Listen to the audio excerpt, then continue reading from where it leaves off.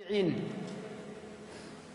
prophète alayhi salatu wassalam, il disait à Abu Bakr et à Omar, si vous voyez Ouais, une personne qui s'appelle Ouais, allez le voir et demandez-lui de demander pardon à Allah pour vous. Regardez, subhanallah.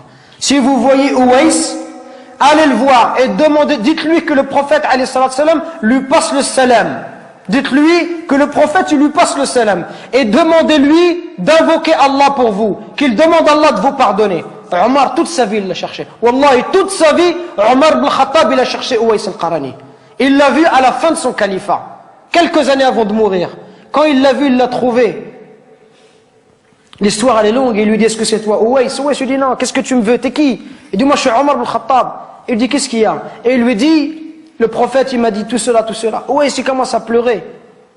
Il lui dit, pourquoi il a dit ça? Qu'est-ce que j'ai fait? Et il lui dit, le prophète, il nous a dit,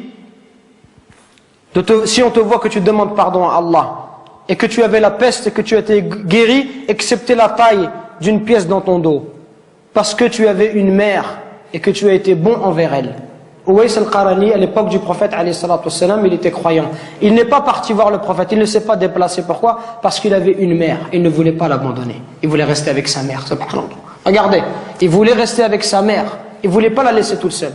Pour ça, le prophète a été informé par Allah Azza wa Jal que cet homme-là était un homme pieux. Et Omar, il est parti le voir et il lui a dit, et Ouais lui a dit, moi je vais demander pardon pour toi. Toi tu es Omar ibn Khattab, je vais demander pardon à Allah pour toi. Il lui dit, oui, tu demanderas pardon à Allah pour moi. Pour vous montrer la valeur des parents.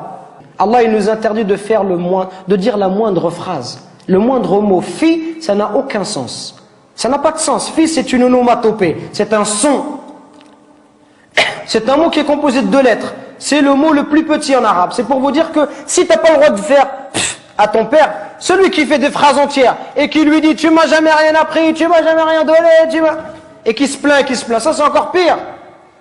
Regardez, à travers ce dua, on retrouve la miséricorde. Ceux qui bénéficient, qui doivent bénéficier de notre bon comportement et de notre miséricorde, ce sont nos parents en premier, notre père et notre mère. C'est eux qui doivent profiter en premier. Nous aujourd'hui avec les frères, on est masha'Allah. Un frère te dit viens, emmène-moi à Anvers, tout de suite tu l'emmènes à Anvers. Emmène-moi à Bruxelles, tu l'emmènes tout de suite. Par contre ton père te dit viens me rendre un service, tu lui dis j'ai pas le temps, et habille demain, après-demain. On n'est pas disponible pour nos parents, subhanallah. Regardez ce dua. Oh Allah, fais leur miséricorde comme ils m'ont élevé tout petit, subhanallah. Quand tu auras des enfants, tu vas comprendre, subhanallah. Quand ton fils il pleure la nuit, les parents ils dorment pas, peuvent pas dormir, subhanallah. Au moindre bruit de l'enfant, il se réveille. Les parents, ils sont capables de se priver pour donner à leurs enfants. Ton père, combien de nos parents ils se sont levés, subhanallah, à 5 heures du matin, à 4 heures du matin. Ils ont fait même 2 travails exprès pour